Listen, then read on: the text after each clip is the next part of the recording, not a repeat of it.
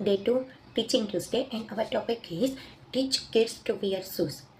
Dear parents, સવારે જ્યારે સ્કૂલનો ટાઈમ હોય છે ત્યારે દરેક ઘરમાં એક ડ્રામા ચાલે છે, રાઈટ? મમ્મા કહે છે એ જલ્દીથી શૂઝ પહેર, જ્યારે બાળક કહે છે મને નથી આવડતું મમ્મા, તું આવીને પહેરાવી દે. પરંતુ જો આપણે આપણા બાળકને ઇન્ડિપેન્ડન્ટ ચાઇલ્ડ બનાવવા માગીએ છીએ તો આ એક ખૂબ જ સિમ્પલ સ્ટેપ છે જે આપણે આપણા બાળકથી સ્ટાર્ટ કરી શકીએ છીએ. અને એ સ્ટેપ છે કે આપણે આપણા બાળકને જાતે શૂઝ પહેરવા દઈએ.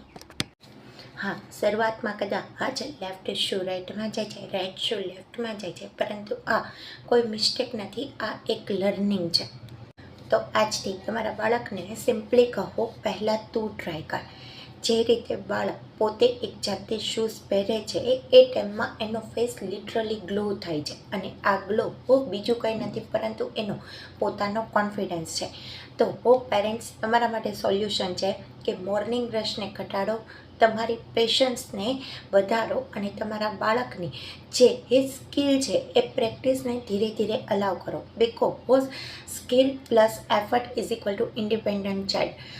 જો તમે પણ આજથી તમારા બાળકની શૂ પહેરવાની આદતને અલાવ કરો છો તો કમેન્ટમાં યસ ટાઈપ કરવાનું ભૂલશો નહીં.